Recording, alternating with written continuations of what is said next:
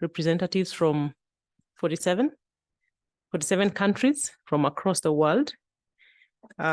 Feel very most welcome, and don't be afraid of the rain and the mud, because we are enjoying it for the sake of the trees. I want to say thank you for inviting me to this 5th International Congress on Planted Forests. Your request was that I make a keynote address on planted forests in Kenya, highlighting the challenges and opportunities. Before I go into issues specific to Kenya, we are all agreeable to the fact that planted forests are essential nature-based solutions to meet the growing need in wood products, restore forest ecosystems, and mitigate climate change. The demand for forest-based biomass is increasing across the whole globe. Wood fuel still remains the main energy source for many households in emerging economies, especially in Africa. We estimate here in Kenya that close to 70% of our rural populations are still heavily reliant on biomass as a source of domestic fuel. Yet, climate change, ecosystem degradation, and their impacts call for a radical shift in global production and consumption patterns. Nature-based solutions is gaining currency for restoration of degraded ecosystems and decarbonization of economies. Forests and trees therefore become an essential nature-based solution to accelerate the transition towards a carbon-neutral economy. In Kenya, we are accelerating this transition by implementing a national landscape and ecosystem restoration program, which is geared towards growing 15 billion trees in the next 10 years. We are targeting to restore 10.6 million hectares of our degraded landscapes and ecosystems by 2032. When we succeed in this restoration activity, which I know we will have succeeded in supplying our demand for wood and timber products that currently stand at 48 million cubic meters against a supply of 32 million cubic meters. And if we continue with the status quo in this country, this deficit will continue to increase. And we do not want to go that direction. Kenya has a long history of public forest plantation development that emerged after trials of indigenous species realized low growth rates in early 1900s. Establishment of industrial plantations were to provide wood raw materials for specialized industries such as sawmills. Massive excisions of plantation forests, however, have led to loss of thousands of forest hectares to settlements, resulting in huge wood deficit and severe degradation. The current wood deficit in Kenya can be filled by various approaches. One such is by commercial forestry that is private sector driven. This would lead to an increase in forest cover, provide goods and services to the citizenry, and reduce the pressure on natural forests, allowing them to provide valued ecosystem services.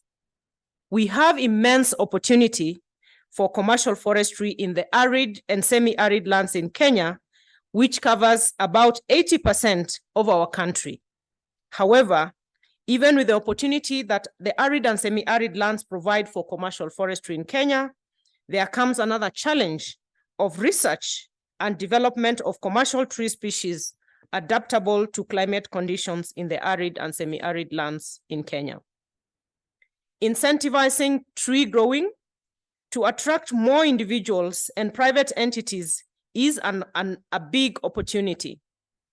Commercial forestry needs to be lucrative and bankable business to attract more investors. In Kenya, we still have the challenge on incentives for products like seeds and taxes, which we are keenly working to address. Licensing to own, harvest, transport, and produce wood and wood products needs to be streamlined.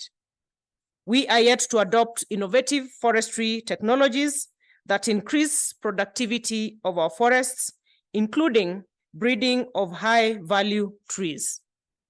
The inefficiency and ineffectiveness in the management of the public forest plantation areas in Kenya, currently managed by government, yield extremely low productivity and is unable to service the requirement of the market and industry. We need to consider and highly encourage and provide an enabling environment for public-private partnership models to inspire private sector engagement and investment in commercial forestry. With the amendment of our Climate Change Act, which we did recently, to provide for the regulation of carbon markets, we have opportunities to develop payment for environment and ecosystem services schemes, including carbon trading, to mobilize environmental and climate funds from multiple sources to support the development of our forestry. The main aim of our reform and review of our Climate Change Act is to find a stable space for a legal framework to make sure we have credibility, integrity, transparency around carbon trading in the country. And at the core of that is to provide an enabling environment for investment. And we are right in the middle of finalizing that process. We have finished the amendment of the law. It's already gone through both houses of parliament, and we are working on the regulations to institutionalize that. We have to make ecosystem restoration, the tree growing initiatives that we have around us, make economic sense for our populations.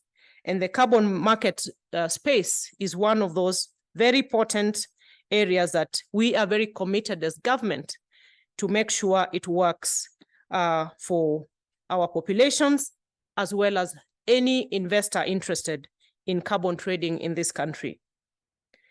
Forests and trees underpin the sustenance of the productive sectors of the Kenyan economy, particularly agriculture, fisheries, livestock, energy, wildlife, tourism, trade, and industry.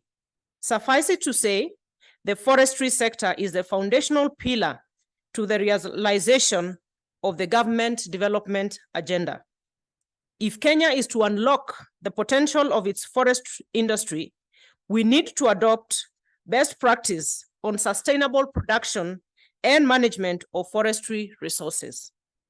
The current management is inadequate with resultant low productivity and inability to service wood industry requirements.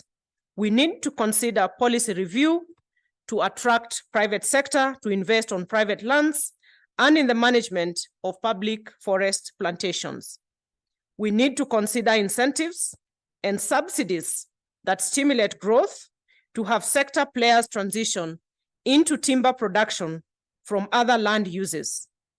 There will be need to develop regulations, standards, and codes, including forest and forest products certification and eco-labeling to ensure products are derived from sustainably grown wood.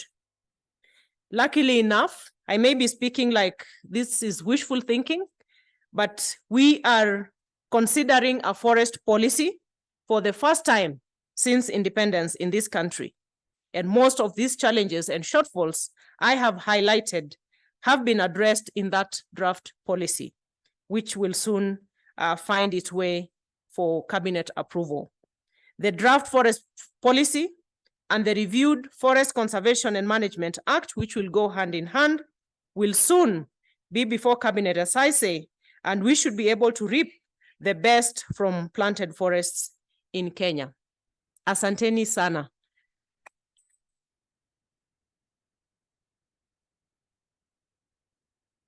And probably before I sit is just once again to welcome you to Kenya and really appreciate the partnership, the support that ICRAF has continued to extend to this country through my ministry, the FAO, and other partners whom I may not have, at least I see FAO here. We really appreciate the partnership, the support, and even the thinking that will come out of this forum is one that I'll be very interested to follow through. I'm happy that my teams are here from the Kenya Forestry Research Institute. Please let us enhance the partnerships. Let us drive this together because in the end, we have a climate crisis that is facing all of us, and we have to devise global solutions. And from our recently held Africa Climate Summit, Africa is here, and we are presenting ourselves as part of the solution. And indeed, we are part of the solution, a big chunk of the solution. And this will be realized through investment, through technology support and ideas sharing for us to contribute to the common goal. Thank you very much. Asanteni sana, karibuni.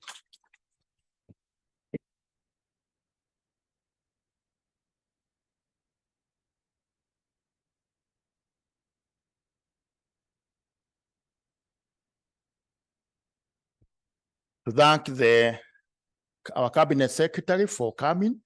We know it was a very busy schedule. She had really to change her schedule, and let's all appreciate her for being with us today. I'm told that there is still one paper remaining before we earn our break, but I was feeling that this is a memorable occasion. We can do a group photo just here. We will not get out because if we get out, we shall disrupt. So if you can come here, we do a group photo, then we will continue with the other session. Please come over. Come over.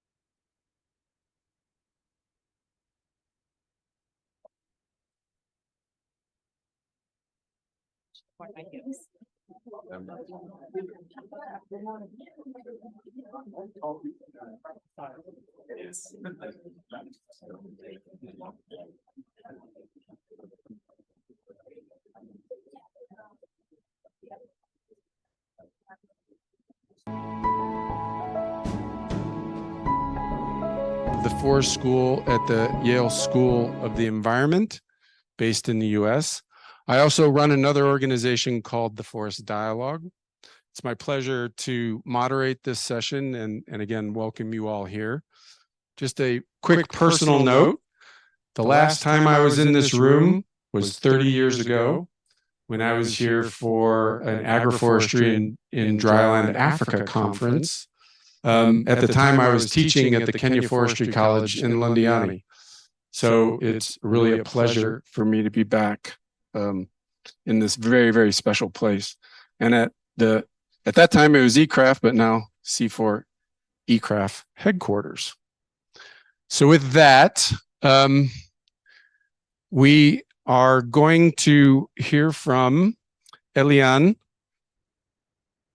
Ubalijaro, who Eliane is the Chief Executive Officer of the Center for International Forestry Research, CIFOR, and the World Agroforestry Center, or ICRAF. And she's the Director General of ICRAF. So please, Eliane, thank you.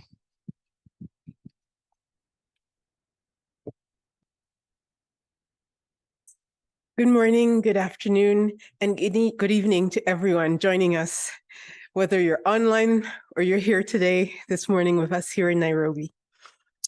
So really, it's a pleasure to have all of you here on our beautiful campus here in Nairobi.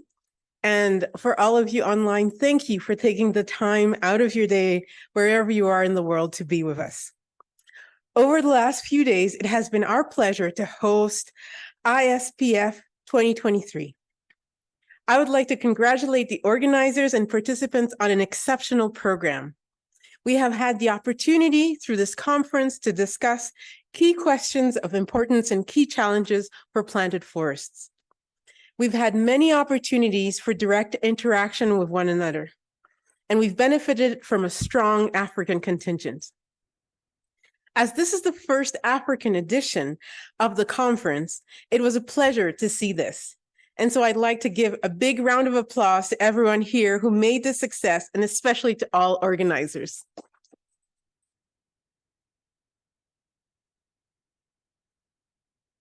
There are several messages that have come out of this conference, and I want to highlight them. This will require working beyond forests and farm plots. The first is that we need more planted forests for the future, and they need to be diverse. And these forests need to work for farmers, for local communities, for the environment, and for biodiversity. Second, when we talk about the economics of planting trees, it's critical that we provide robust financial projections for farmers and foresters. Farmers can become investors, but they need market information and equipment for value addition and intervention and access to quality germplasm. We also need to develop markets for the products from these forests so that farmers and foresters can sell them. And finally, there's a range of science and research we can mobilize to make planted forests more efficient, more resilient, more diverse, and better suited to the challenges of developing a forest and tree-based bioeconomy. It will require bringing together research, practitioners, and policymakers into a collaborative space that facilitates mutual engagement. We need to close the gap between future needs and the potential of production. This will require working beyond forests and farm plots to develop technologies, markets, infrastructure, and more. Though that we have these challenges that we're facing, it's really critical that we adapt and develop new technologies for wood and outputs. There are challenges ahead. We all know that. What I was heartened to hear about are the many solutions that are being implemented and can be shared with others. As global experts, we have the responsibility of ensuring future generations do not suffer the consequences of our actions, but rather reap their benefits. And right now, it's clear that the world needs more trees and even more trees. We need the right plantations with the right trees in the right place for the right purpose. We need to change our mindset and the way we talk about trees, from planting trees to growing trees. And we need to go beyond simply planting and growing trees to finding new technologies, new capacitation, new markets, and new market infrastructures. At CIFOR-ICRAF, we are committed to using the power of trees to address climate change, biodiversity, and food security. And the transformative changes we need to happen now. These will be impossible without collaboration and partnership between the public and private sector, and without creating a proper legal and enabling environment. We've heard of over the last few days that there are challenges to making this happen, but I think the collective expertise in this room and everyone online listening is really poised to support any efforts. If we look to the future, to goals like net zero by 2050, we will need more trees mainstreamed into all sectors, starting with food system and with agriculture, and we will need more restoration efforts. I truly believe in the power of trees, and I know that everyone joining us today does too. We had the pleasure of having the CES this morning from the Ministry of Environment and Climate Change and Forestry here, and it was a real pleasure to have that Kenyan perspective with us. And we know that on Monday is going to be Tree Planting Day in Kenya, towards the agenda of 15 billion trees. And how do we, over the next decade, work collectively together? And I love the citizen engagement around how can each of us here in Kenya plant 100 trees over the next decade. And for all of you online, no matter where you are, and for all the participants from the 47 countries here, let's all commit to being part of this movement. And what I think is really amazing is that this community of practice that has grown through these days here together, through the field trips you've done, are really part of not only being experts, but being on the field and understanding what it needs to be done, whether it's in the muck on rainy days or on a beautiful sunny day like today. And what I know is that everyone joining us today is committed to being part of the solution. So let's take the research on the ground, action and expertise we have, and let's harness it to overcome the challenges we all face as a planet. And let's bring out the best in humanity to be of service to this planet. So thank you all for joining us. And I wish you all a wonderful, safe journey back. And please keep us in your hearts and know that we support you in all you're doing. And these efforts all together will make a huge difference. So thank you.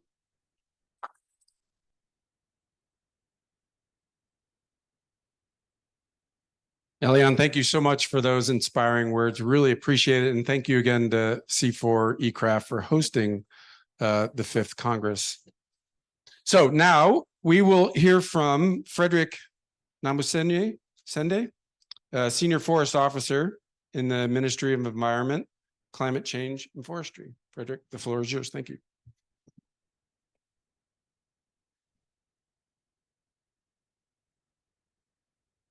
Ladies and gentlemen, as you've heard, my name is Frederick. I was part of the co-organizers of this conference. I'm one of the most excited person to see this gathering. At the ministry, we have 2 state departments. That is the State Department of Environment and Climate Change and the State Department of Forestry. I am from the State Department of Forestry. Our core functions as State Department of Forestry is conservation of forests, biodiversity and restoration of ecosystems and landscapes, and support to climate change action. The ministry's role in terms of forestry is to ensure sustainability, conservation, and preservation of forest ecosystems. In Kenya, we have about 5 million hectares of forests. These forests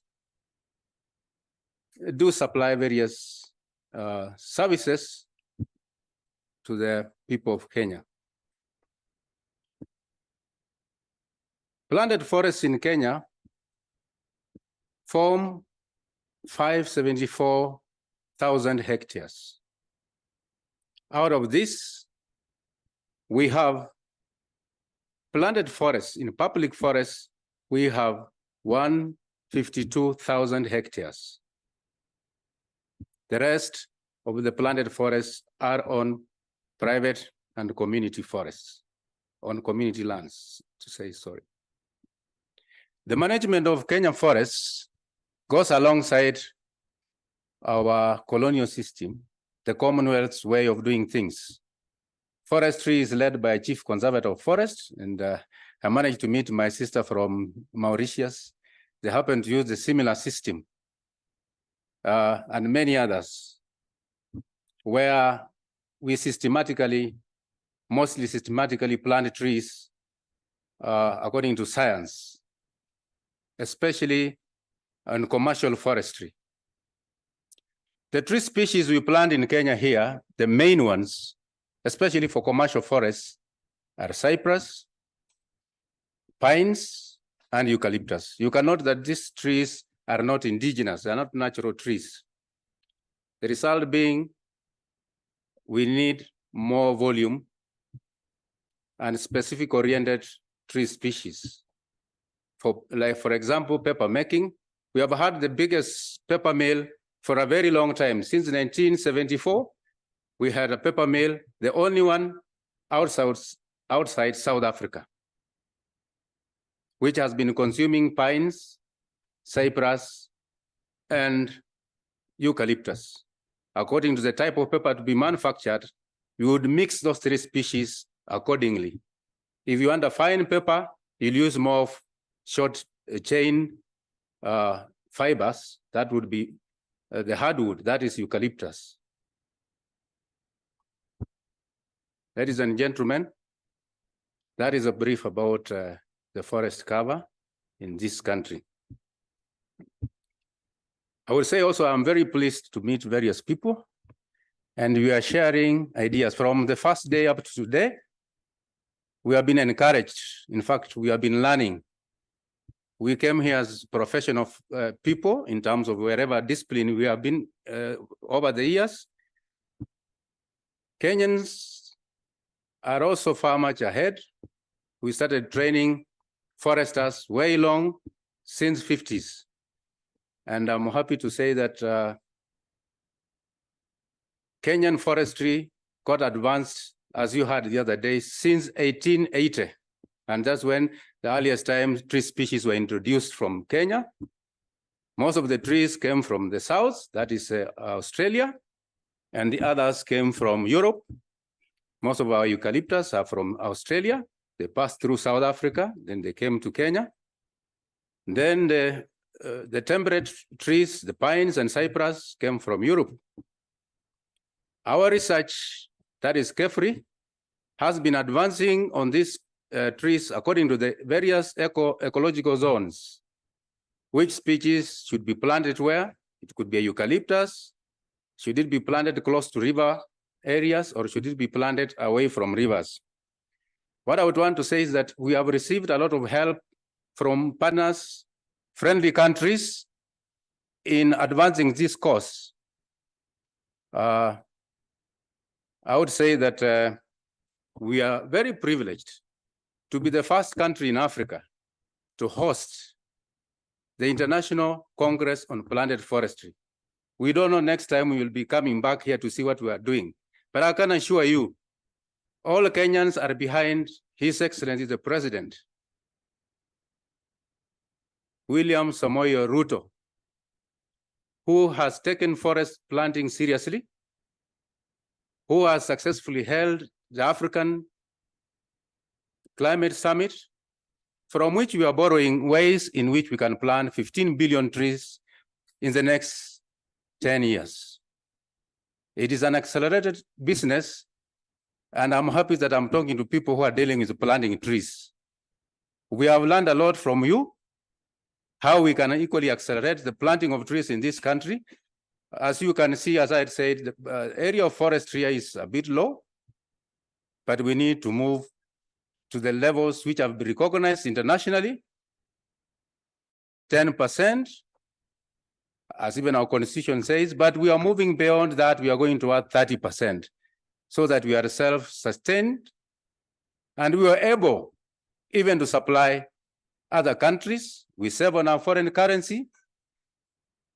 Kenya will require more wood in the next few years because the country is moving very fast. As you are aware, I was happy to hear that Nairobi was voted the best visiting city in the year 2024. I'm hoping that we'll be able to come 2024 because they know what we are going to do by that time. And we need more wood because we need to develop. We have been very excited about what is happening in Sweden, what we have learned today. That is the way to go. If we use wood in construction, entire construction, we actually arresting carbon. And we are going to do it in Kenya. I'm happy that my cabinet secretary saw that and she was excited and she's going to pick it up. I can assure she does active duties as explained to her by His Excellency the President. Now going forward, we have met here from various areas. My request is that we share each other's way, how we can communicate, because we know people are going back with some other information they would have shared. We will be calling each other, and especially the Kenyan team, the researchers and the Kenyan Forest Service, who do the management of wood, they would prefer to get in touch with any one of you so that they can be liaising with you when they would want to get further information. Lastly, as a country, Kenya is very lucky. You can see we have held the first ICPF in Africa. And we have been first in many things. We have been first in athletics. We have been first in even providing presidents outside this country and prime ministers. We're equally very happy to be the first country to host a United Nations institution, ICRAF, in which we are so excited to be seated here today. We want you to extend each country that is involved here, get back to your home and remember Kenya and say, let us do this thing in Kenya. They are able to host us. We are able to work together with them. And of course, we are able to share information accordingly. Thank you very much.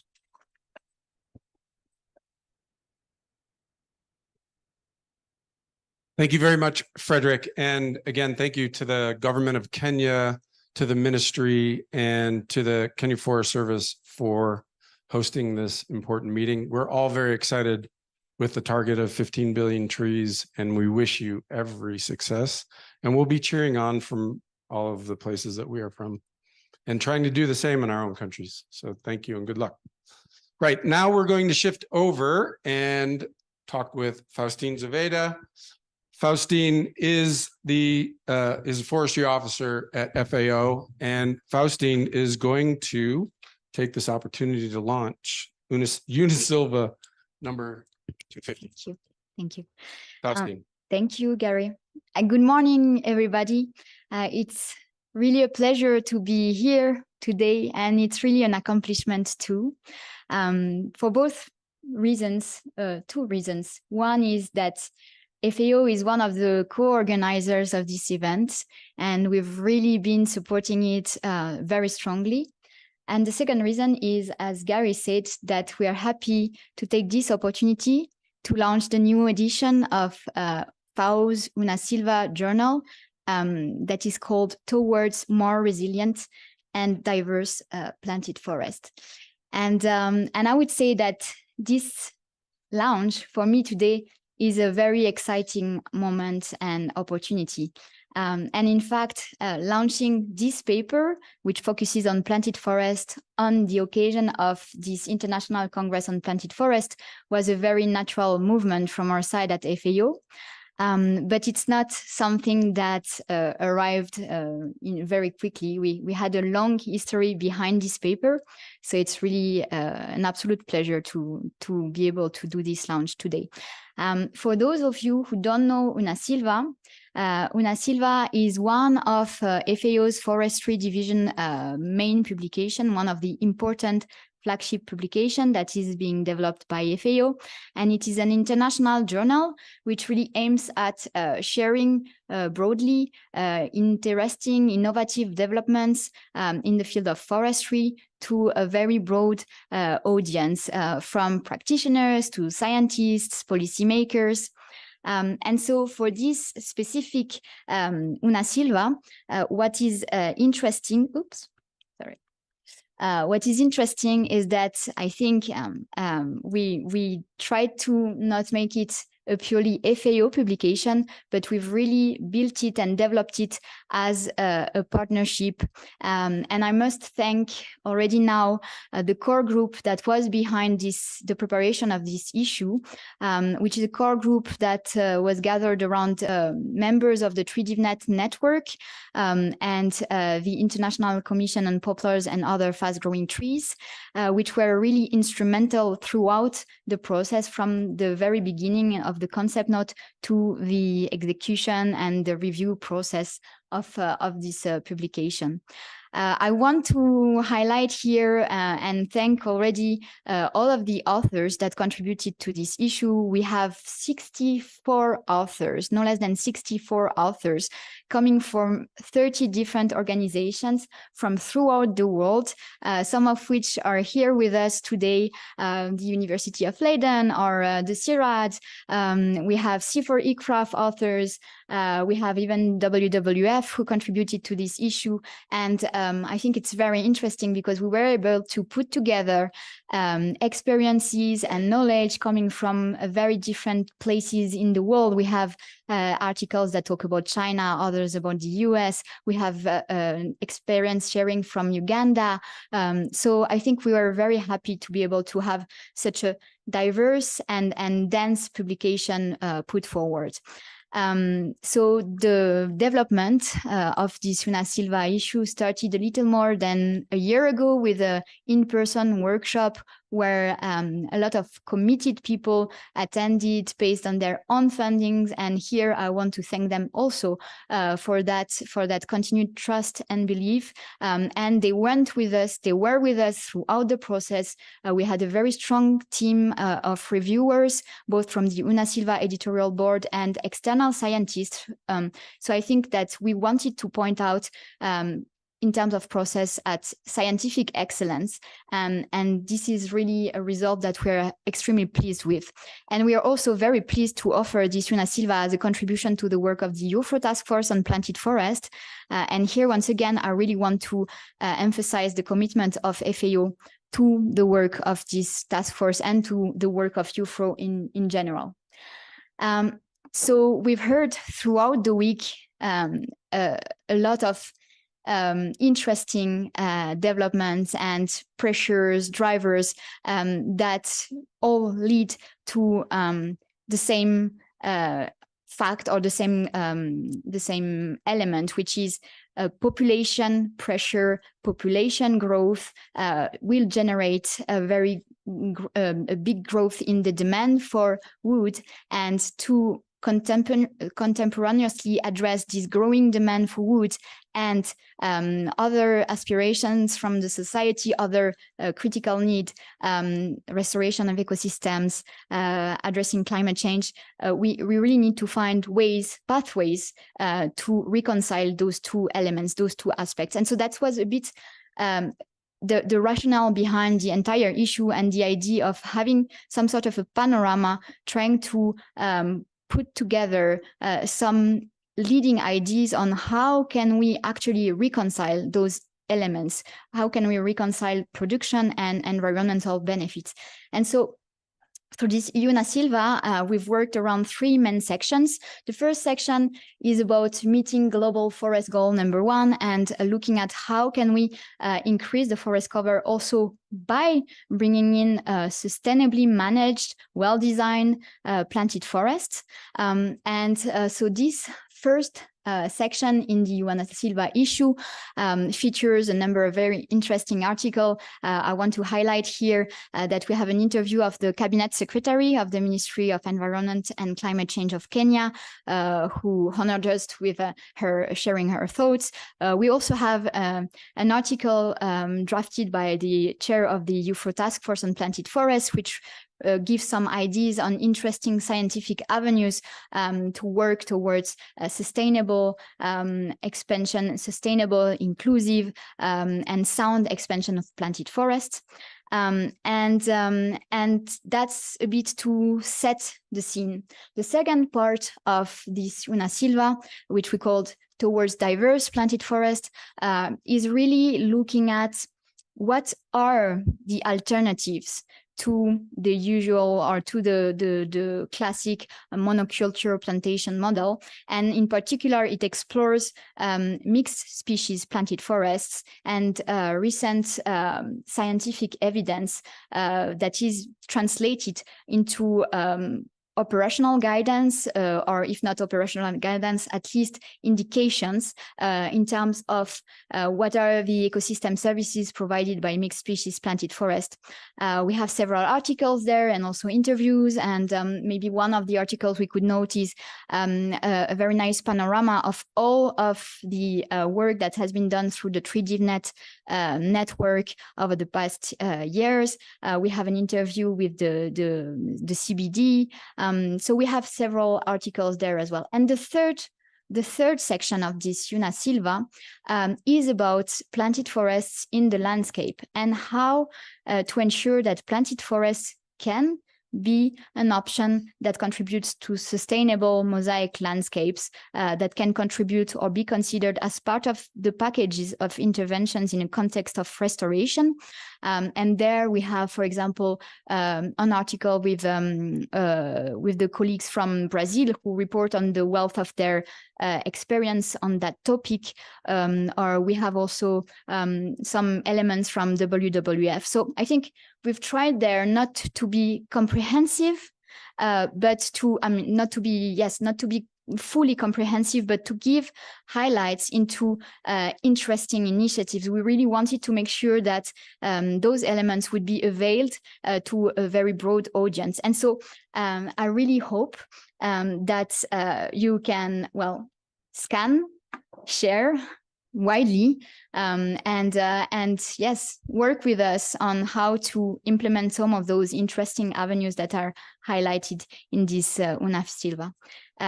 Thanks a lot. And I would like to give special thanks in particular to two people in this room, Lena Bismarck, our junior sustainable forestry specialist who works at FAO and who's been really tireless on this.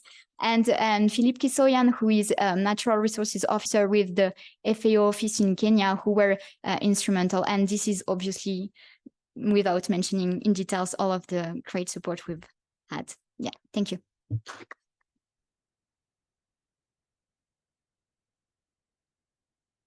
Faustine, thank you so much. We're so excited to receive this newest edition of Unasylva. And I know how much work you all put into it. I had a small contribution, and I know it took a lot of work for you just to get my small contribution. So appreciate that. And I'm very excited about checking it out.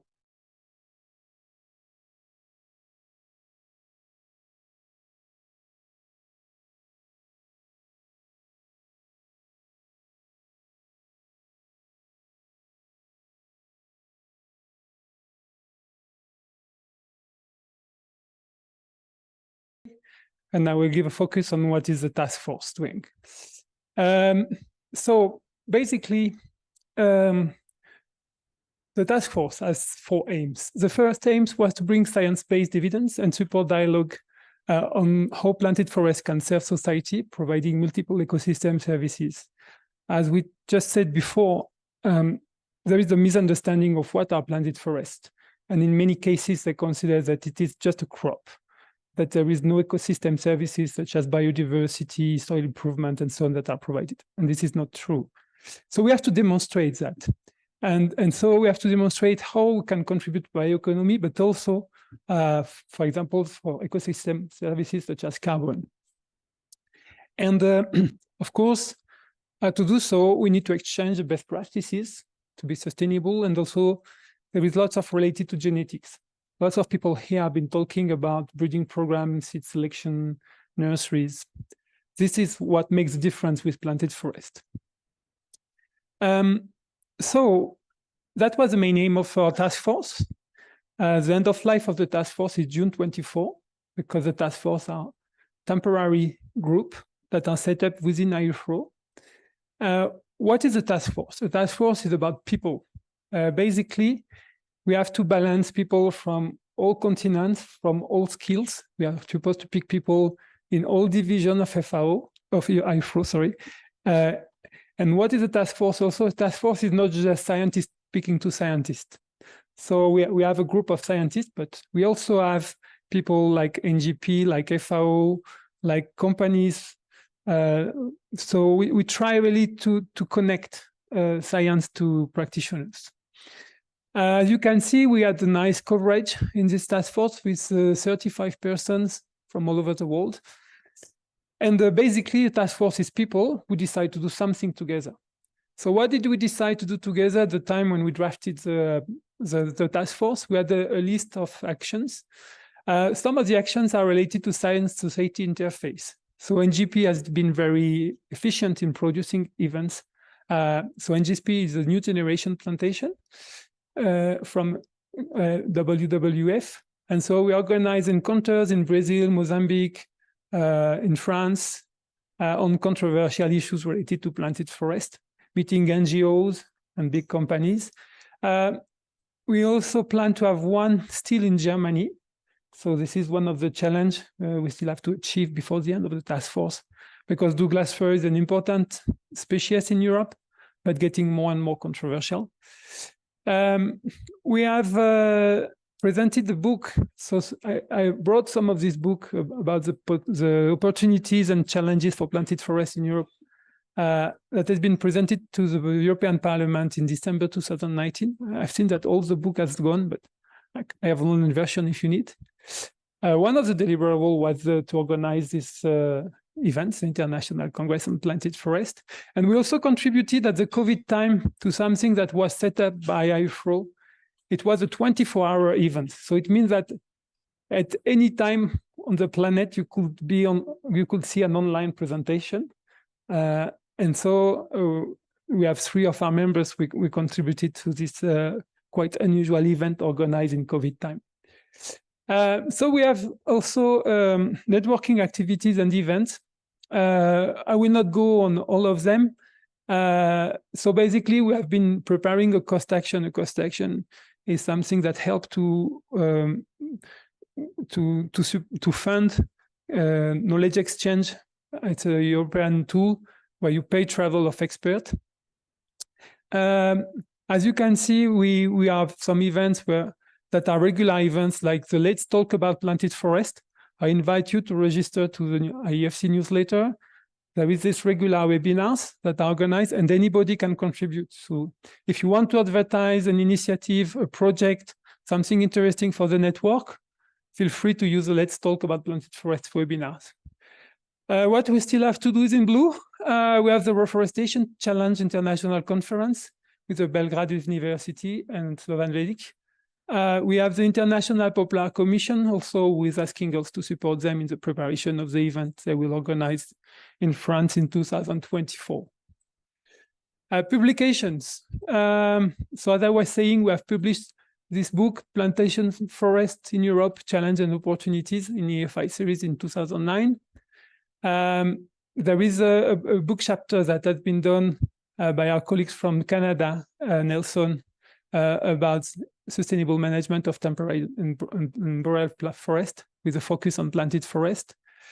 We have an online survey still ongoing. We wanted to close it, but the topic of mixed plantation is still pending, and there is still a lot of things to know. So if you want, you can advertise and fill this open survey. Initially, it was European. Now it became global with IUFRO. We still have a couple of papers still ongoing. There is 2 papers related to corn activities with Land Life Company on the fast track model. And we have also a paper in preparation with the colleagues from Sion in New Zealand, where we try to revisit the data from FAO to make an up-to-date relevant article on the situation of planted forest worldwide. So I just wanted to thank you, to say merci, or asante sana, as I learned to say, and feel free to join the task force as an individual. We will have to shape a new task force. So it's time to liaise with us and to say what you would like to do with the new task force. And as an institution, you can join as IEFC, the association. Thank you very much for your attention.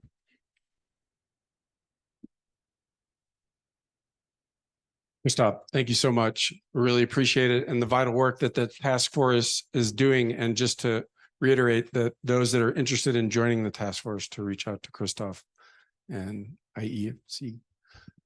So now we're going to shift gears a little bit, and we're going to talk to and hear from all the co-chairs and rapporteurs from the sessions that we've had over the last 4 days. So I'm going to ask each of them to join me up here on the stage. So Isa, Grace, Alice, Cohen, Manchala, Rita, and Michael, can you come up? If you remember where you're sitting, I give you a gold star. Let me make sure. Yeah, it's a big panel, folks. So we're going to hear from them for about 30 minutes, and then we're going to have an opportunity for a bit of a discussion, obviously questions, but I would not be a good teacher if I did not have you all have a bit of an assignment. So I want you to think about, while you're hearing from all these great folks and hearing the key points from the different sessions, I'd like you to give a minute to think about what is your key takeaways from this Congress. We want to hear from you. We want to understand where you see the important lessons that you've learned, the things that you want to take away, and the things that you want to do. Any of that is open. So we'll have a bit of Q&A. We'll maybe some clarifying questions if you have those, but then we want a discussion. So, and we have plenty of time for that. So please give it some thought as you're listening to these folks. So first up, I think we have Isa. Here. I think Isa, just go ahead and sit, stay in the chair. So Isa Katswige is the Assistant Commissioner, Planning and Development with the Ministry of Water and Environment in Uganda. So Isa, please, what did we learn from the session? Yes, thank you, Gary. Good morning once again. I hope it's still morning. My work is already cut out for me. It's to basically give a recap of what we had on the first day for the pre-event and the first session of the Congress.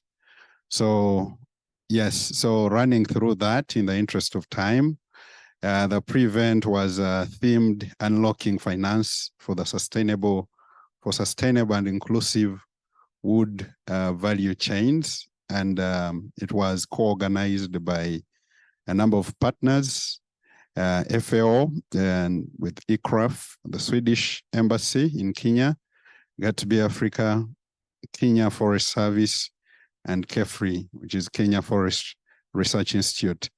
And it had a number of course, we had an opening session and 3 technical sessions that covered segments of the different segments of the wood value chains.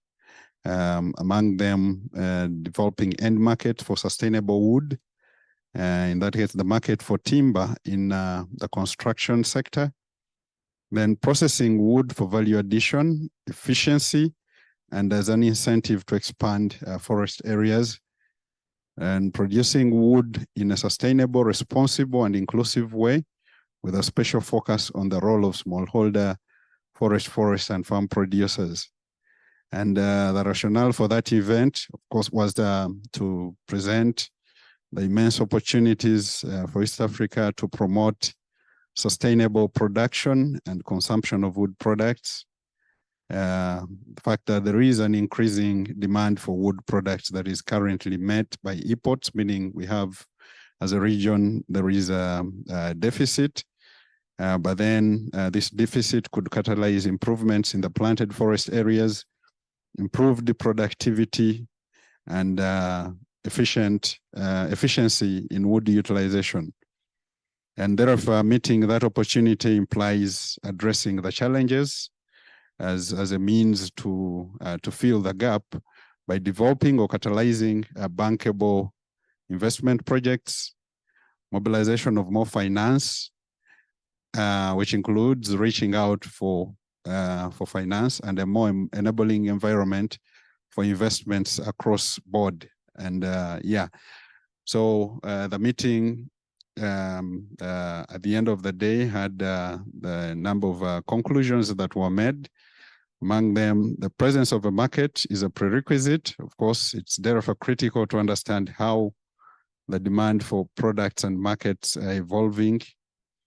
And there was consensus that actually the conditions are promising in East Africa due to the emerging needs in the housing, the house construction sector, and given the submissions made earlier about how everyone is excited about the use of wood in mass construction and the opportunities that it brings on board.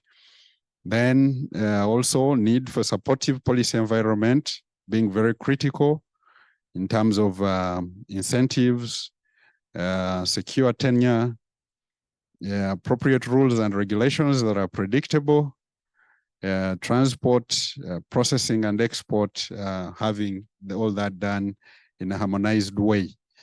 Then at the public sector coming in handy, and I must say that, of course, yes, Uganda has set that good example for, especially for increasing the area of planted forests for the different purposes, but mainly as a buffer to the depletion of the natural forests.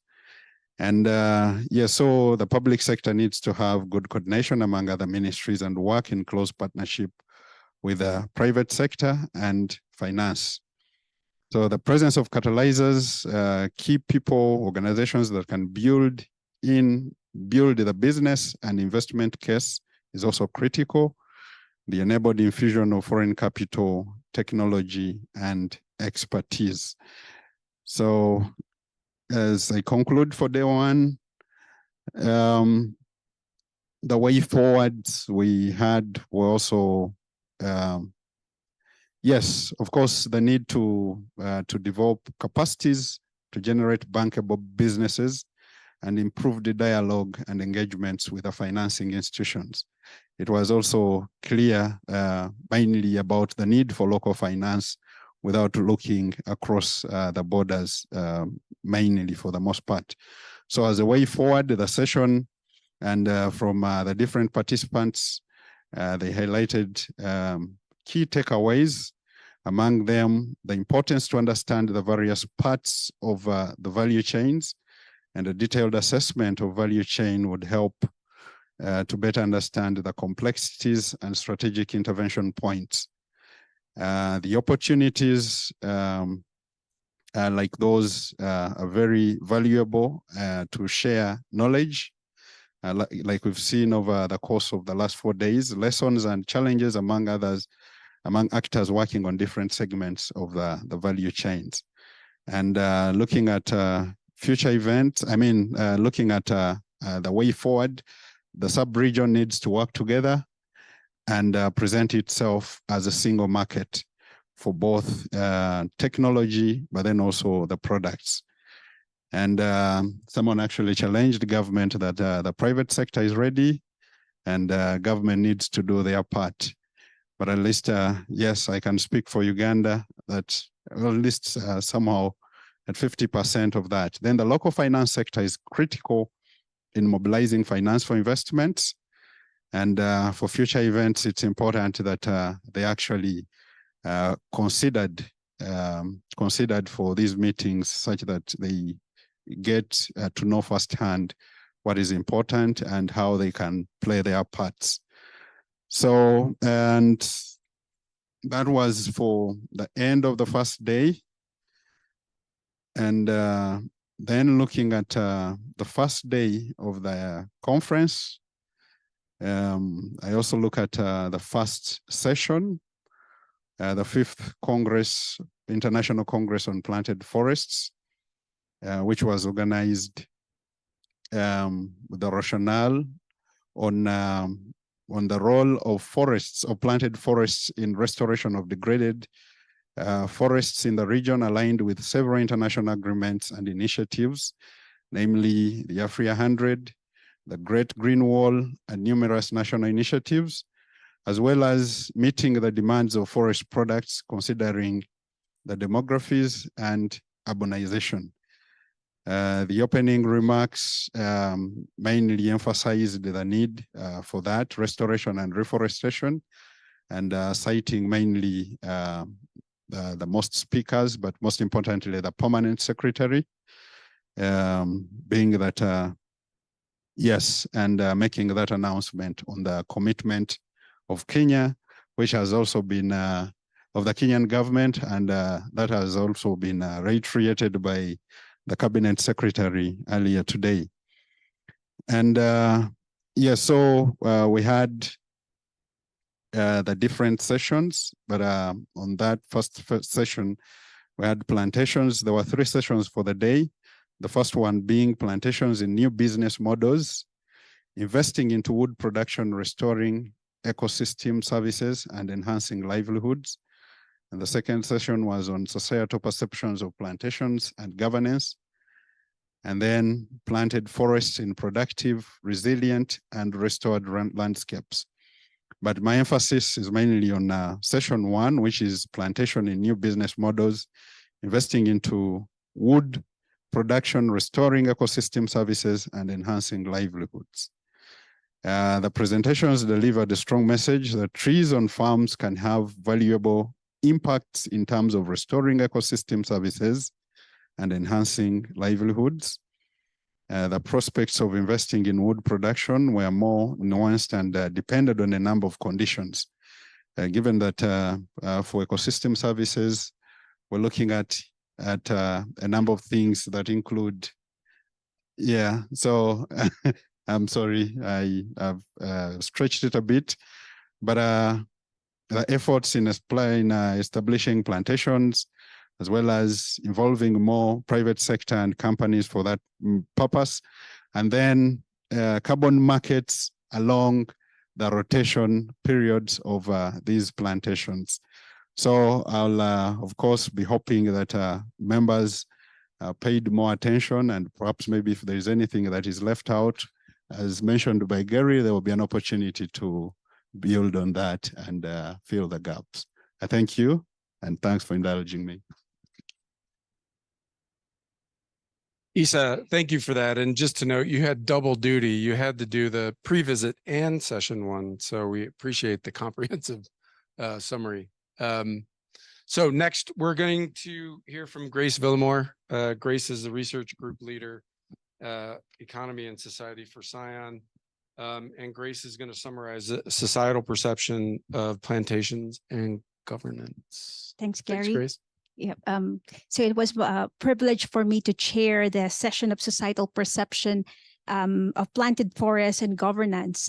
And this session is dedicated to social science and policy making related forest plantations. And for the benefit of those who are online, the aim of the session is actually to give opportunities to share and report the traditional practices related to forest plantations, particularly in Africa, and to provide an overview of the debates and controversies surrounding planted forests and the different ways that they addressed all over the parts of the world. So we have 7 presentations from Kenya, East Congo, Mauritius, Uganda, New Zealand, and the USA. So the question, what are those issues that were identified during the presentation? One is that the planted forest is seen as a threat to agricultural land. So basically it's a competing land use. And it's still lingering that the focus of farmers are more on the economic gains coming from the timber and less on the associated ecosystem services, like, for example, biodiversity and water services. Acceptability and adoption of forest models, including the products, remain a challenge. And the current policies and regulations make investment hard for planted forests to thrive, as well as to develop those tap those underutilized forests. So there are different ways and learnings to address these issues that we identified from the presentation.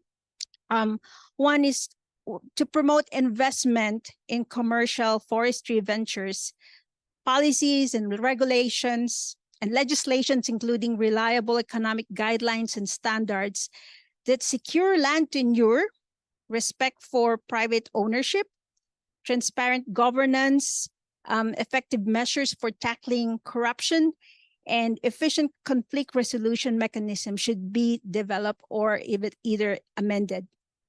Also, creating and providing an enabling environment for policies that promote social inclusivity, such as a public-private partnership in managing forests, is so important. Interesting also in the presentation that tree-based intervention models are now helping refugees rebuild their lives and livelihoods. A meaningful learning is that this tree-based intervention models, including the organizational structures, especially the location or place, matter for success. And for example, those home-based interventions may be most responsive for women needs, while the community-based interventions actually allowed to have a greater environmental goals meet, such as facilitating host refugee land access agreements. While smallholders are really essential to the successful global restoration, reforestation, climate mitigation, as well as meeting demand for forest product. However, they are very independent and need support tailored to their needs and challenges. And for them to be competitive, the development of cooperatives is seen as an option where they can receive help for resource planning, joint equipment for silvicultural operations, harvesting, forest certification, market, as well as those access to financing. And lastly, to make the managed plantation or plantation forestry more attractive and increase the value of its product, it is essential to understand the acceptability, including the preferences and perceptions of all actors involved in the value chain. That's what my learnings. Thank you. Perfect. Thanks, Grace. Excellent summary. So next, we're going to hear from Rapporteur and Chair of Session 3, Alice Odongo Onyango. Alice is Silva Kefri. Yes, that's Session 3A. Yes, Alice, you're doing Session 3A.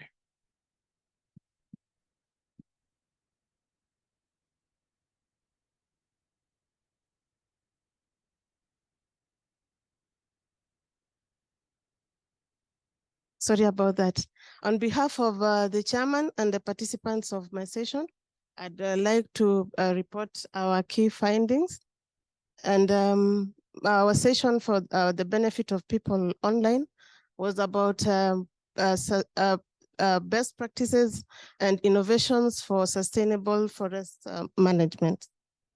So we appreciated the innovative practices that were showcased in our session.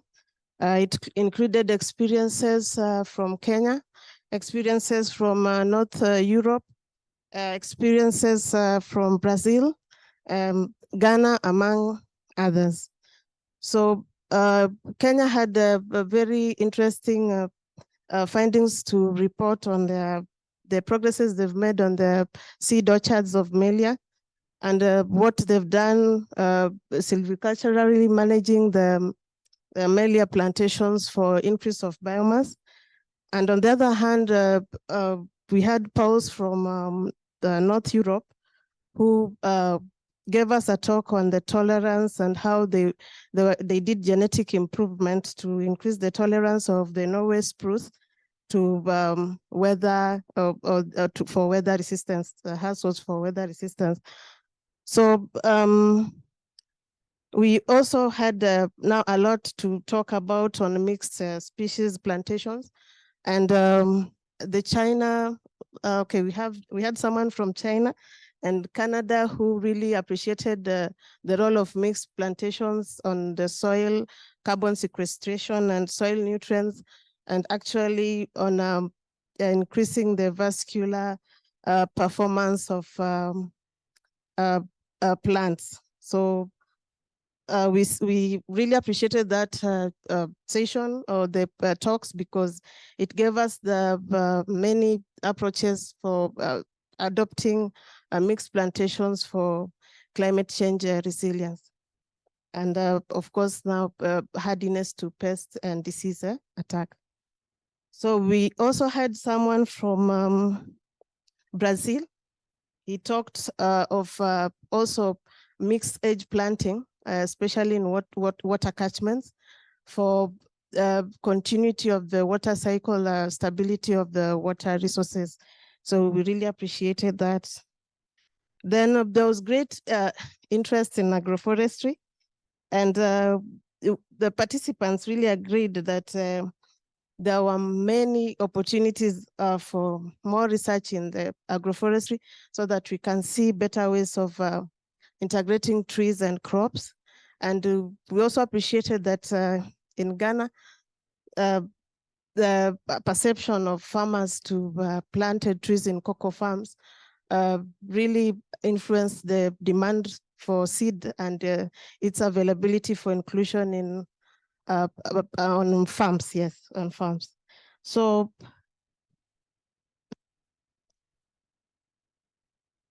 the last one was on improved tree germplasm.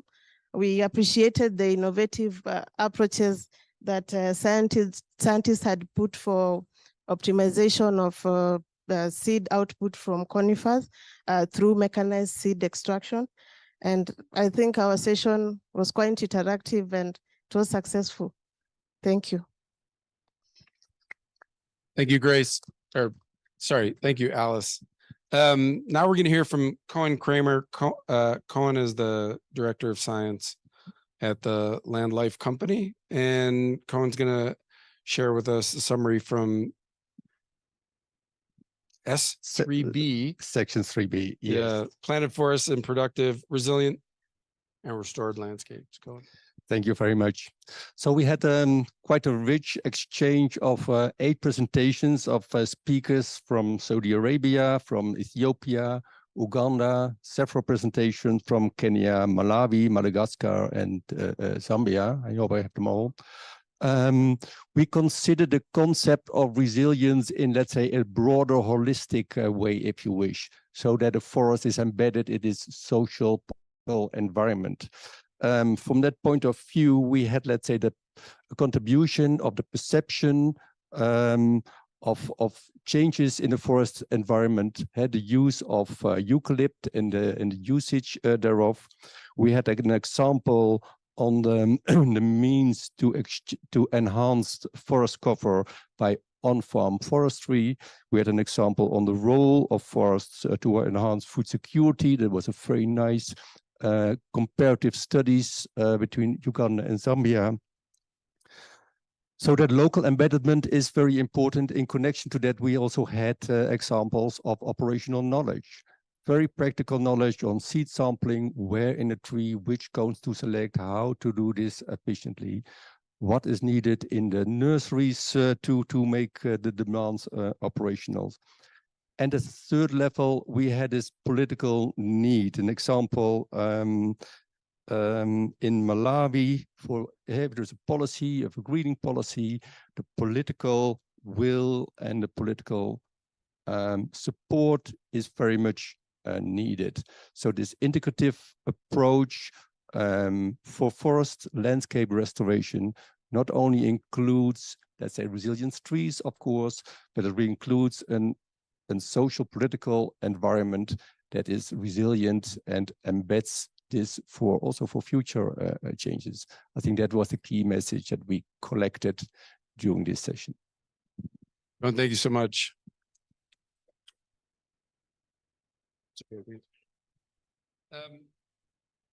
Now we're going to talk with Manchala Rasanivo, who will talk with us about session 4, Planet Forest in a Decarbonized Bioeconomy.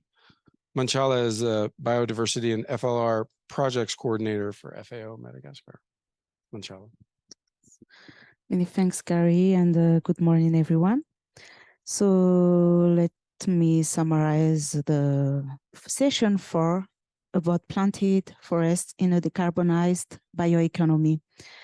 During this session, we had 2 parts. The first about the context and opportunities for planted forest in a decarbonized bioeconomy, and the part 2 is about measuring, estimating, and projecting mitigation and emission from planted forests. Firstly, I was really surprised to know that the wood consumption per capita decreases by 6% during the 2 last decades, even while the total demand increases at 1% per year. And I want to highlight the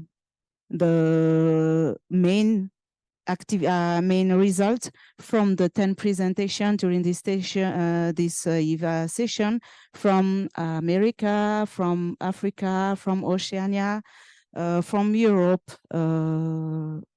continents. So firstly, we have 3 interlinked pillars to have a bioeconomy under planted forest. Firstly, about structural value chain. Secondly, about an integrated plan.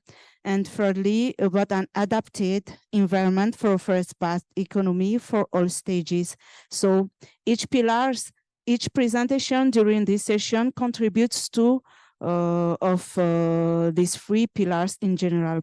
So about the first pillar, the structural value chains with capacity building for actors. We know that we have many products from planted forest like seed, plants, clones plant, or wood, live or dead, and also ecosystem services, including carbon sequestration, but also it includes also value chains to maintain forest more healthy, like biopesticide, and also that to structure value chain, we have to have a big and adapted assessment, as the CRIE presented, for example, a life cycle assessment to be used to across the supply chain and value chain for a product, for process and service, and also to calculate the corresponding emissions to the environment.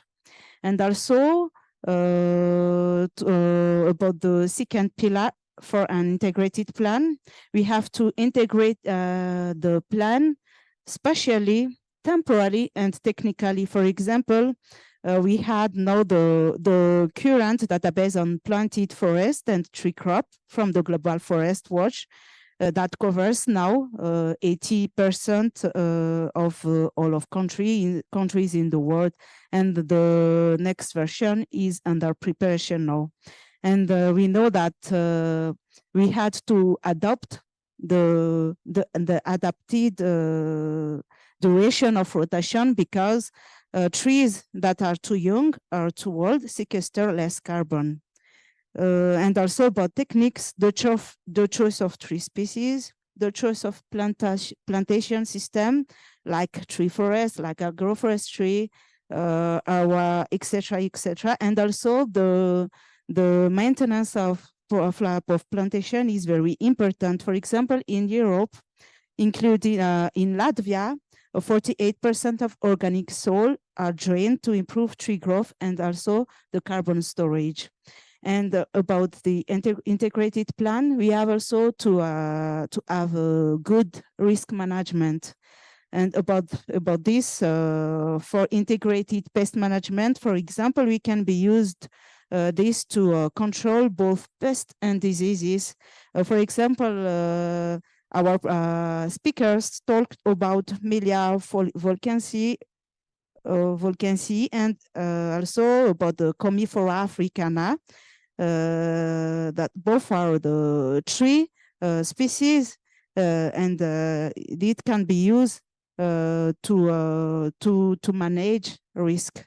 And thirdly, I want to talk more about the adapted environment for forest-based bioeconomy for all stages. And about it, we each country and in the world, in each regions have now the regulation, have some institutions, but we need more action to implement there.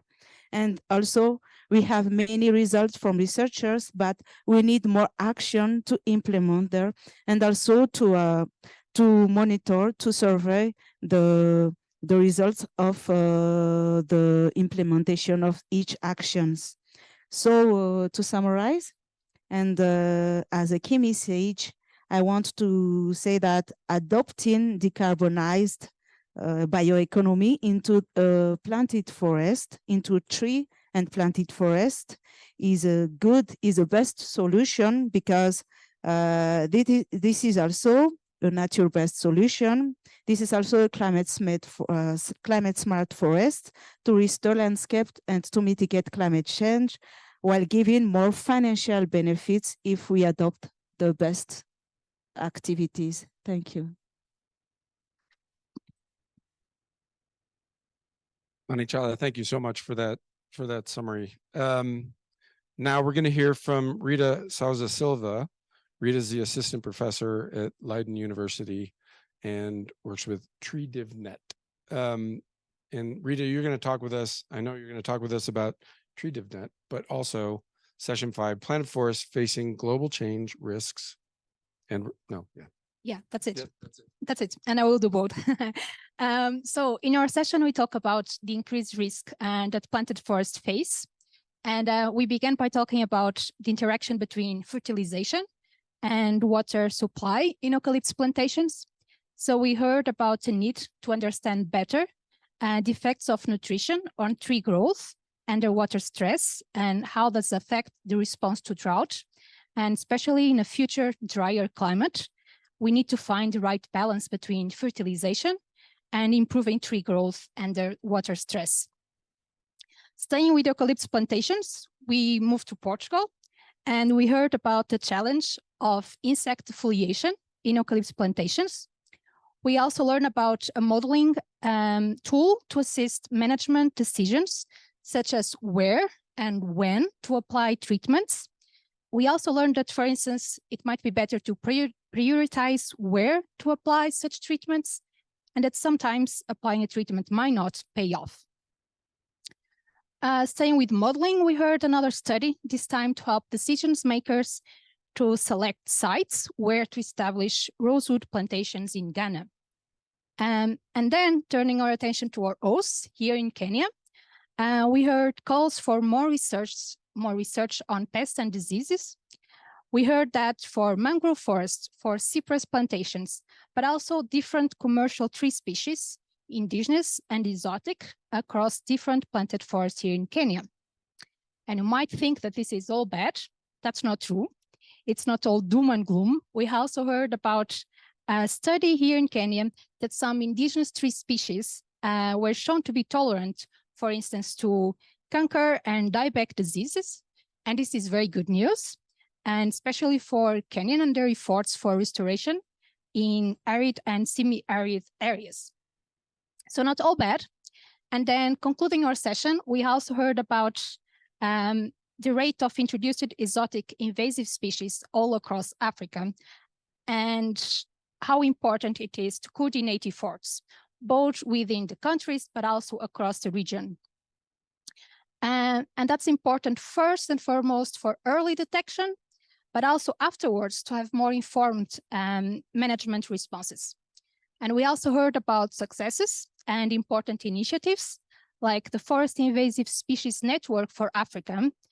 We were told they play a pivotal role in this context, and also that we, academics and research institutes, should also collaborate. And that's where when I put my second hat. And I start talking to you again about TreeDivNet, and because when we face so many challenges, I think one of the key messages coming out of our session, but also the previous sessions, it's time to be proactive. And the way forward is to diversify planted forests. So in TreeDivNet, we try to provide you evidence, scientific evidence on how diverse planted forests. They provide more ecosystem service. We just published a study about carbon sequestration. So a mixture can sequester and store more than 70% carbon than a monoculture. We also talk about biomass. And after so much talk about pests and diseases, also higher resistance, and they harbor more diversity. So please join us. And, oops, too fast. And that's what Hervé and I spent doing the last few days. We try very hard to convince you to please join us. So we are already the largest network of biodiversity experiments worldwide. But if you take a look at the map, we need you to complete the picture. We need you to help us understand better. And so that's an invitation for all of you. So please join us in establishing new tree diversity experiments, especially in southern countries in tropical climate. I can tell we are a very welcoming family, and we would be very happy to have you with us. So please take a look at the website and reach out to us. Thank you. Excellent. Thanks, Rita. And finally, for the last session, session 6, we're going to hear from Michael Lakoswi. Michael is the Malawi National Tree Seed Center Tree Seed Manager. And again, he's going to talk with us about session 6, optimizing trade-offs across ecosystem services towards new models of management. Michael. Yeah, good morning, everyone. Welcome to my presentation on session 6, which is optimizing trade-offs across ecosystem services, new models of management. So we had about 4 presentations, and it was this morning that these presentations are done. And we heard experiences from different countries. The first one was from Yale University, where we learned the key learnings from Yale University webinar series on smallholder planted forests and trees for climate, restored landscapes, and livelihood. And the key messages to this presentation, it is smallholder farmers are key to successful global reforestation and restoration, climate mitigation, and meeting demand of forest products. And also, they are very independent, and they need support tailored. They need to have support tailored needs, and their challenges have to be addressed. So no matter how the objectives of the program that we have in the forestation, or we need to understand the objectives of these stakeholders, and also to make sure that their livelihoods are improved. And the government policies have to be tailored towards the incentives that these stakeholders need in their to be considered. And also, these can be incentivized by access to funding, these smallholder farmers, and also they need their technical support as well as innovations. And the partnership is also important. We'll consider when carrying out the afforestation, and also needs collaboration, to learn from each other and also to work together as a team to share information.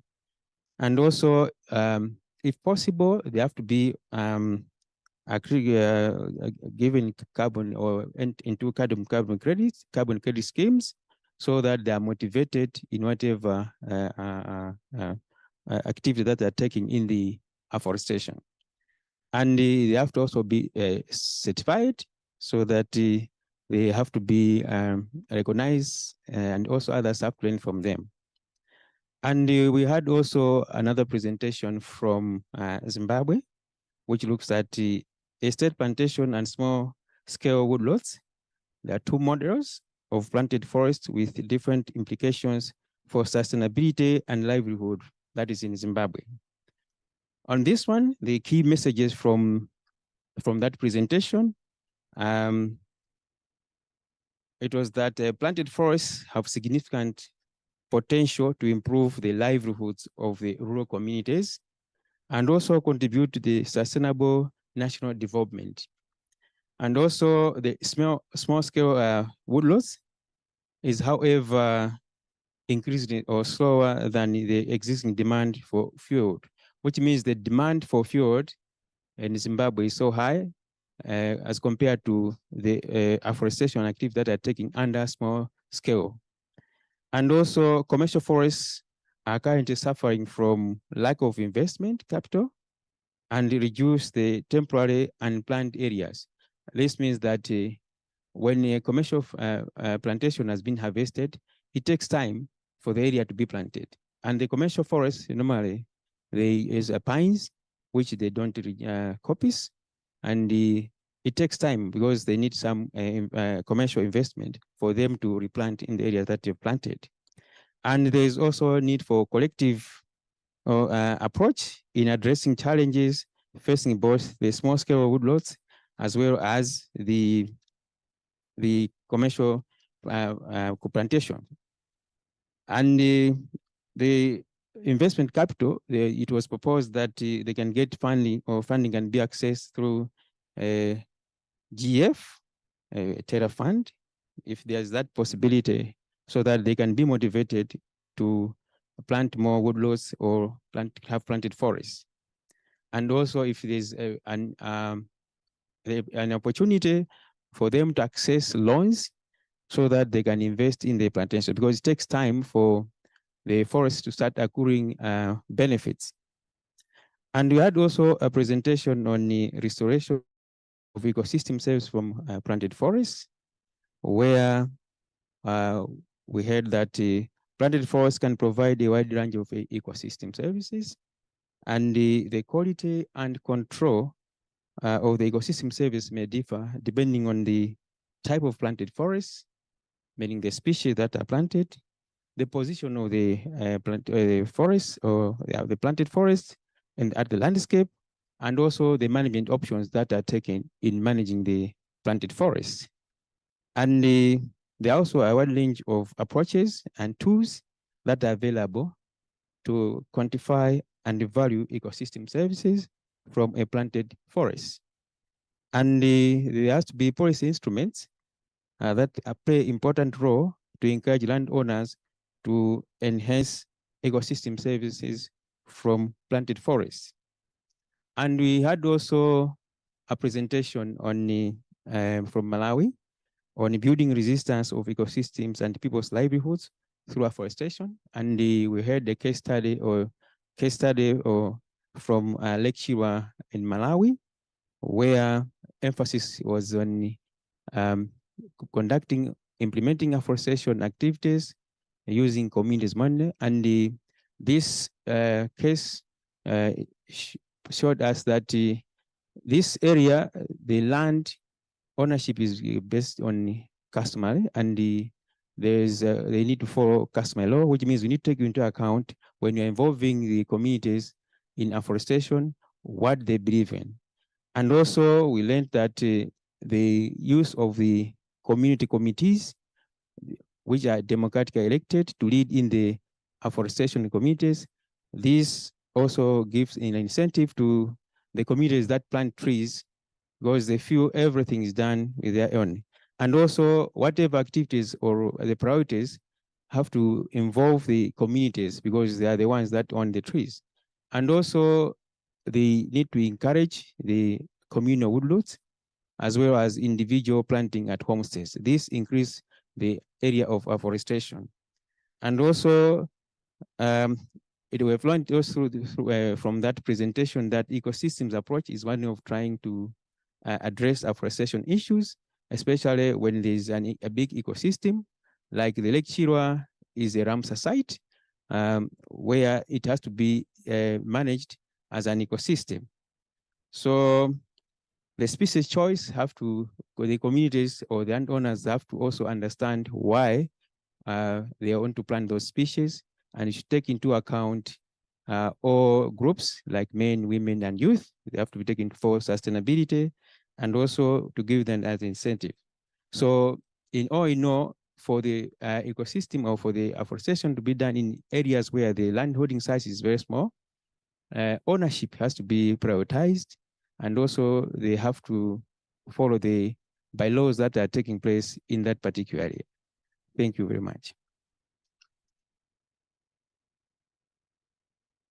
Right, Michael, thank you so much for that. And thank you all again for those important and helpful summaries.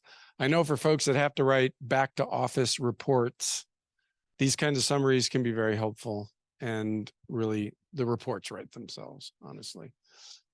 So now, as I said, we have a few minutes left before we're gonna hear a few closing remarks and break for lunch. Anybody that has a question that they want to ask anybody on the panel, of course, that's okay, or a clarifying question. But assuming there's not going to be too many questions, this is the opportunity for us to hear from you about some of your key takeaways, about some of your ideas about implementing some of the things you heard here. Or if you just want to give thanks to the organizers, that's also quite fine. So opening up to the floor. Anybody, please just jump in. Well, raise your hand. Yep. Yeah, thank you. I have more a comment than a question.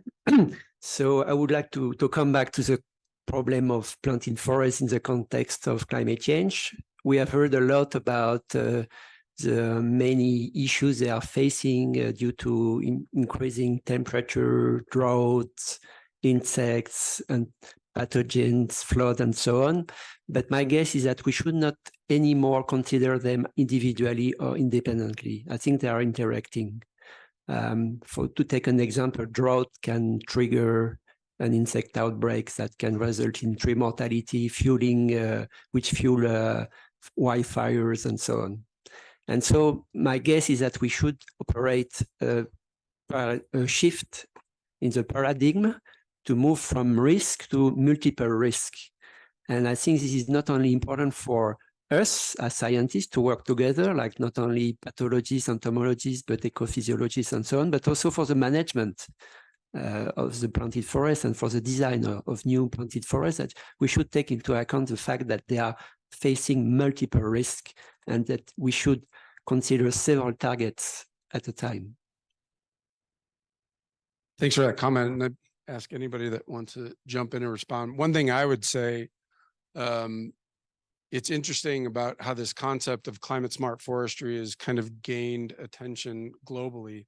And I think a lot of that is around the idea of the multiple risks that you're talking about, right? It's a way to think about that collection of risks under climate change, and how at the end of the day, climate smart forestry is really about sustainable forestry and accepting or understanding those risks. But thanks for that comment. Anybody else want to jump in, comment on that?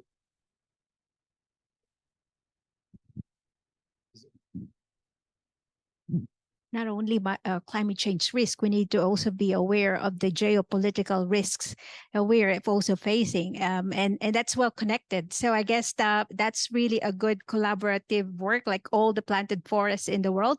We need to have something like really collaboration about the research, and including those networks that would change the dynamics because of those different risks.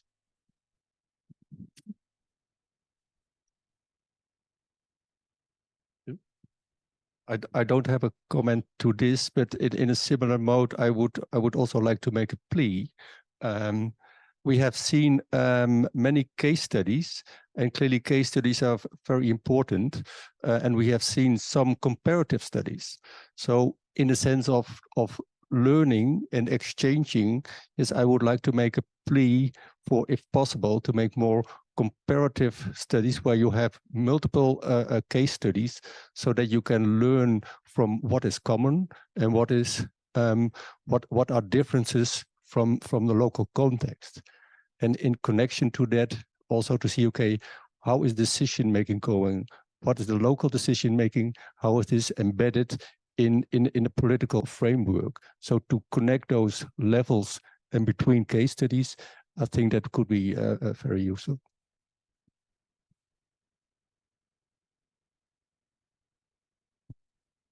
Thanks, Gary. I just thought up a very simple summary from my take home, because planted forests, successful planted forests are about the 4 Ps. They need people working in long-term partnerships that pay off and generate prosperity for all actors in the value chain. Thanks, Rod.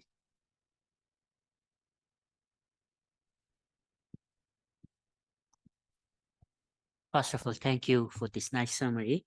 So my takeaway is there will be always a trade-off between one system to another, one approaches to another, and in demand in social perception, but we need to act more harmoniously to address that and address it in a scientific way so it can be more useful. So something here may not be useful, it will be something useful somewhere. Thank you.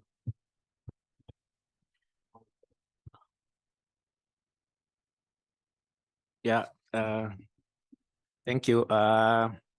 Actually, mine is a bit of course, the plea as well, because currently we know there is a global move, but also regional move towards ecosystem restorations. But I think most of the species, the way we use them, we have like a poor understanding of their ecology, but also how are they going to be impacted by future climate. So, for instance, currently we have this the bone challenge, which is aims just to restore around 350 million hectares of degraded land by year 2030. But also we have this the UN declaration on the UN decade of restoration, ecosystem restorations. So we are also, that also targets to like reversing land degradation by year 2030.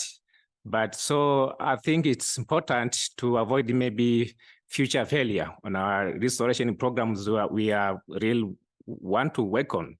So it just would be very useful to like have pre-information which a particular species exactly should be used for landscape restoration or ecosystem restoration, so so that we can ensure like the sustainability of our initiative and avoiding not wasting resources, for instance, financial resources on these restoration programs.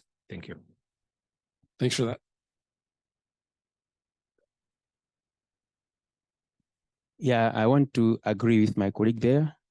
And what I've realized, and I was impressed with the studies that are being conducted here in Kenya, I've realized that there's a species niche in most of the, like in Malawi, the species that used to do well in dry areas, some of them are drying, some of them that are used to do well in high altitude areas, they don't have the niche. So when we are implementing these restoration programs, we have to take into consideration issues of climate change and do some studies on the species that we are trying to promote, because we may encourage some species to be planted maybe in a dry land or maybe in a wetland, but due to climate change, those species may not survive. So we need to intensify research in species niche. Otherwise, as my colleague has said, our efforts might be not achieved. Thank you. Thanks for that. I think we have maybe time for one more comment, and then we'll do some closing. We mentioned about the illegal export or the illegal commercialization of the timber. I think it's important to consider also the traceability of the log that we obtain in our sustainable planted forest. All right, thanks for that. And with that, I want to thank you all. Again, thanks to the panel. Please join me in thanking the panel for their summary remarks.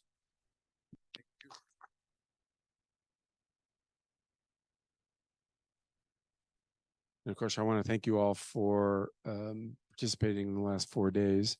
Now it's for me to hand over to Christophe Horacio, who's going to say a few concluding remarks. And maybe the panelists just kind of hang out, yeah? So we're not wandering. Yes, I will be very quick.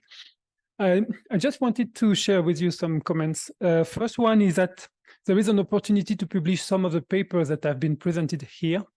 There is the NDP reviews called Forest that is publishing a special issue called Planted Forest, a path towards sustainable development. So people are interested by publishing some of the paper in this review, please contact us or contact the review. Basically, the deadline is February, end of February. I'm also happy to say that we had quite a lot of countries represented here, with more than 35, of course, with a strong African perspective. And it was interesting to see that all over these countries, the demand for wood will increase. And so that planted forest as a nature-based solution to answer that. I was also pleased to see that there is a lot of knowledge already here in this group. And we have seen that there is a lot of solution presented for seed production, breeding program, selection of the best recommendation, how to install the best species on the best location, silviculture, pest and disease management, fire, drought management. So this is very good and very nice to see that solutions are already found. And we also learned that there is quite many challenges, especially for this continent, related to how to improve the wood chain value, how to bring money or to bring finance in the system so that the people planting the trees get a return on them. And also there is some more structural issues like the infrastructures. It was nice also to see that compared with other countries and especially with other continents of the Northern Hemisphere, there is quite a positive perception of planted forest, because you don't only see the wood, but you also see it as a tool to restore ecosystem, to improve the willingness of people. So I was very happy to see that. We learn also that there is many ecosystem services provided at the same time, and it has been demonstrated in many talks. We are producing wood, but not only. For example, I noticed a strong emphasis on something that is unusual in other countries, like shade, because you can have other culture under that, water, and of course carbon. And I think there is a lot of opportunity with carbon market here. Then I have a personal need is to design the next task force. So any people who really wants to engage and help us to design the task force for 2024 to 2028 is welcome. I just wanted to remind there is many opportunities to meet again. So there is the meeting organized by our sponsor, Scion, in 2024 on silviculture and remote sensing tools for planted forest. There will be also, of course, Stockholm for the IUFRO in 24. So I hope we may have a chance to meet many of you there. We hope to have also the next ICPF event in America in 28. So I ask all the people from America in the room to think about options. And of course, everybody got the point that you have to be back in Kenya in 2029. So I would like to thank you all, and let's plant tree on Monday. Christophe, thank you.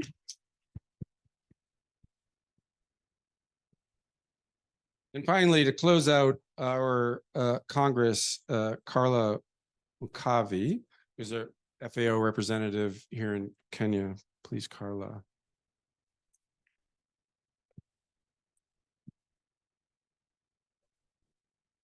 Thank you very much. I think it's good afternoon now. And I really want to, first of all, really recognize our host here, CIFOR and ICRAF. The DG was here previously, and also the representative of the ministry, representing the CS, the ICPF organizers, development partners here present, and of course, the distinguished delegates. I really missed the last 3 days, but I was so enriched by the summary that was really done by the panel that I'm so glad that I could really capture so much and realize how important this conversation was. But let me really say how pleased I am to be here and participate in the closing ceremony of the 5th International Congress on Planted Forests. FAO, of course, being one of the co-organizers of this important global event, I may say. We know, of course, we have realized that the Congress has had a really overwhelming turnout with over 100 participants from, I think in my notes, I have 35 countries, but I heard from the DG that there were 47, really representing over 70 organizations. So this again really affirms the importance and really the relevance of planted forests to ensure food security and nutrition, improve livelihoods, increase income generations, address climate change crisis, and restore biodiversity for a better environment and better lives to the communities. And I am really confident, and this is what really transpired also from the panelists this morning, that the 3-day interactive forum has really provided a very good platform to exchange knowledge and experiences, sharing, covering, of course, a wide range of topics, ranging from business models to societal perceptions, as well as innovative practices for sustainable management of planted forests. And in particular, I also heard that you had the opportunity, of course, to have a field visit, and surely it really offered also a ground to learn how Kenya is managing its planted forests, both in the government gazetted forests and also the private farms. So let me say really that this Congress could not have come at a better time when the government of Kenya is implementing the 50 billion tree campaign. We just heard that also from the representative of the ministry. And as FAO, we really pledge our full support to this initiative. And we are, of course, committed to work very closely with the government and other stakeholders to move this agenda forward through different activities and initiatives that we have been championing through our projects and programs, including, of course, afforestation, conservation, and livelihoods, among others. It was mentioned here, and I also want to really reiterate that we are also in the first quarter of the UN Decade of Ecosystem Restoration, of which FAO and UNEP are coordinating from Nairobi here. And again, of course, this coordination and the work that we are really doing together will really inspire innovative solutions and also galvanize support that is really so needed, of course, to attract investments in this field, while also really raising awareness on this important topic. So again, as FAO, we are really committed to follow with the keen interest the outcome of this Congress, especially on the strategies that could assist the government of Kenya and other governments, because this is really a multi-stakeholder initiative, I should say, to achieve, of course, in Kenya, we are talking about the target of 30% forest cover by 2030. But I know that around the world, around the globe, there's so much really happening in order for us to achieve the sustainable development, also through really planting forests. So on this note, I would like to again really reassure as FAO our again support to continue working together with all the partners, all stakeholders in this so important sector and also beyond. Of course, it has been said, and this is something that I really also wanted to reiterate, that it really takes partnership to reach this ambition that we are all committed to. Of course, the African proverb that says that, if you want to reach far, we have to come together. And we know that we all want to reach far. We want to ensure that we attain the 2030 agenda, the sustainable development, leaving no one behind. And this cannot really happen if we work in isolations. We have really to come together and strongly together to be able to reach this goal that, again, we know that this is threatened by climate change. We just talk here about the challenges of the drought. We are now in Kenya, in the region and even continent, we see the looming El Nino, which again is really going to impact on our communities. We're talking about the pests, and of course, I really agree, I couldn't agree more to talk about the multiple risks that, of course, this sector is really affected. And again, it's only by really bringing science, innovation, technologies, and all the efforts that we are putting together that we can address them. And of course, ensure that the communities that they so much depend on the forest can really, of course, improve their livelihood. So lastly is really to thank the ICP organizers again, the government of Kenya through the Ministry of Environment, Climate Change and Forestry for ably hosting this important Congress. Of course, our host here at ICRAF, CIFOR-ICRAF, of course, our FAO colleagues. I really want also to appreciate the International Union of Forest Research Organization, the TreeDivNet network, the Kenya Forest Research Institute, Kenya Forest Service. Actually, I could go on and on, all of you, all of us. And of course, as we close, I hope that we shall really sustain this network that we have built. You have already said that let's keep exchanging, let's keep really working together. The technologies, they really facilitate that so that we can really better manage our planted forests for really sustainable development. So I really want to declare this Congress closed, and thank you again very, very much for the opportunity that you have really afforded to me and to FAO in Kenya. Thank you very much.